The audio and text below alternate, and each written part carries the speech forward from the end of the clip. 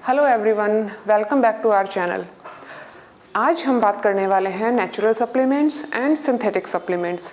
जैसा आप लोगों को पता है, हमेशा आपके घर में या आसपास बात होती रहती है कि पहले के टाइम में खाना अच्छा था, पहले के टाइम में ज़्यादा न्यूट्रिशन मिलता था खाने से, आज के टाइम में खाना अच्छा नहीं मिलता है या खाने से प्रॉपर न्यूट्रिशन नहीं मिलता है।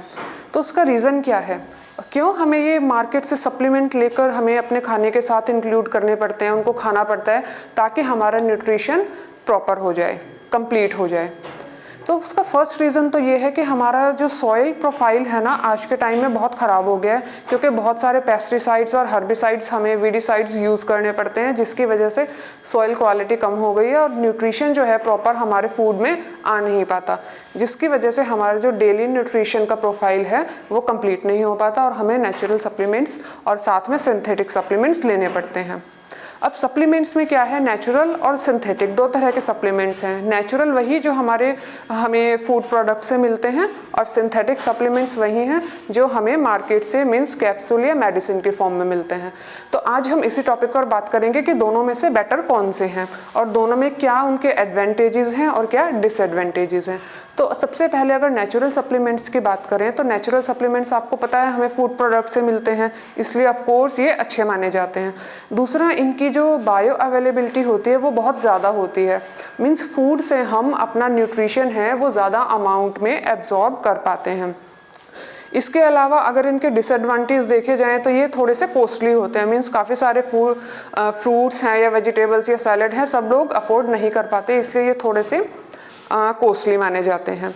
इसके अलावा अगर सिंथेटिक सप्लीमेंट की बात करें तो यस, ये हमें बहुत ही कम रेट में या बहुत ही कम अमाउंट में या पैसे में मिल जाते हैं, क्योंकि ये इंडस्ट्री में एक मास प्रोडक्ट के रूप में बनाए जाते हैं, जिसकी वजह से इनकी कॉस्ट कम हो जाती है।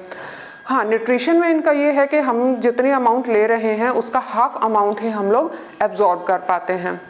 तो अब अगर एक एग्जाम्पल के साथ बात करूं, फॉर एग्जाम्पल ऑरेंज, अगर आप ऑरेंज खा रहे हैं और उसके साथ में ही एक केमिकल सप्लीमेंट ले रहे हैं, कोई कैप्सूल या मेडिसिन, तो जब आप वो सप्लीमेंट ले रहे हैं कैप्सूल, तो उससे आपको सिर्फ मिलेगा विटामिन सी।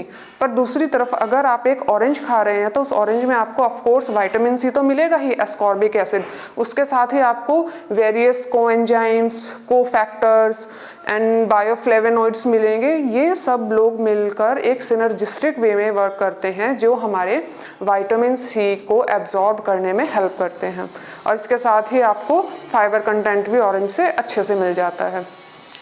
अब इसके अलावा अगर मैं बात करूं एक बहुत ही इम्पॉर्टेंट फैक्टर की, जो है सैटिस्फैक्टरी फैक्टर।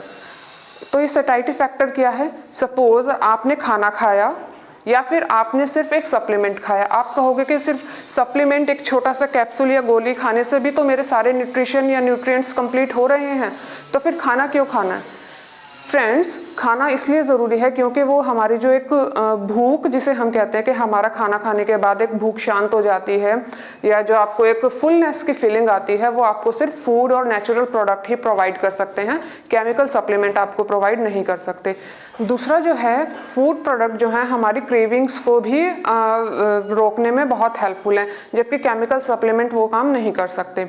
अब हम बात करते हैं हमारे प्रोटीन इंटेक की। हम सभी को पता है कि प्रोटीन इंटेक हमारे लिए ज़रूरी है और इसका आरडीए वैल्यू होता है 0.8 ग्राम पर KG of body weight per day.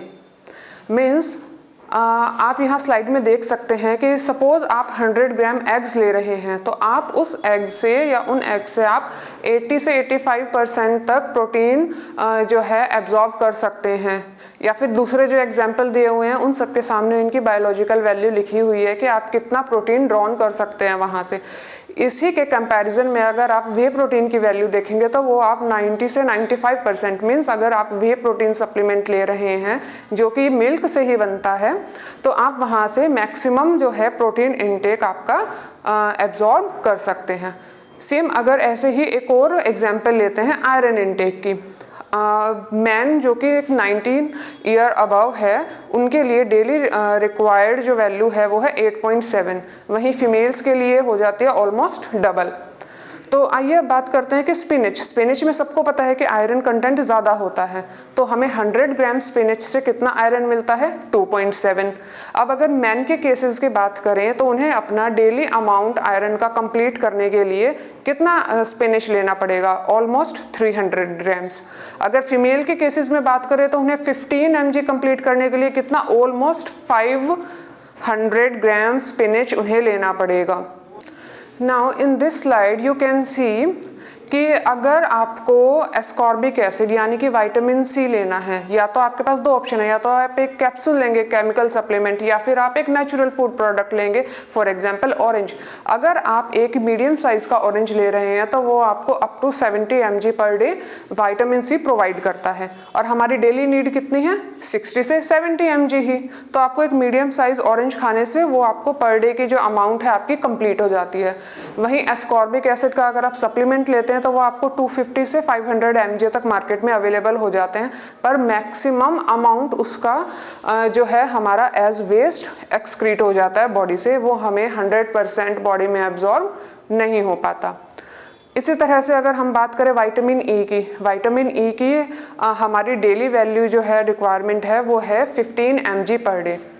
तो इसके लिए आपके पास वही दो ऑप्शन है, या तो आप नेचुरल फूड प्रोडक्ट लें जैसे कि आमंड्स हो गए, तो आपको डेली एक बाउल आमंड लेने पड़ेंगे, उससे आपको कितना मिल जाएगा? अप्रोक्स 23 से 25 mg पर डे मिल जाएगा। या फिर आप एक केमिकल सप्लीमेंट लेंगे जो आपको कितना देगा? 500 mg। एंड अगेन वही फैक्टर कि वो आपको 500 mg ऑफ कोर्स एक आमंड के कंपैरिजन में बहुत ज़्यादा है, पर वो आपको सैटिस्फैक्टरी फैक्टर यानी कि आपका भूख शांत होने वाली फीलिंग नहीं देगी, आपकी क्रेविंग्स को नहीं रोक पाएगा, और उसका बहुत सारा पोर्शन जो है वो वेस्ट चला जाता है।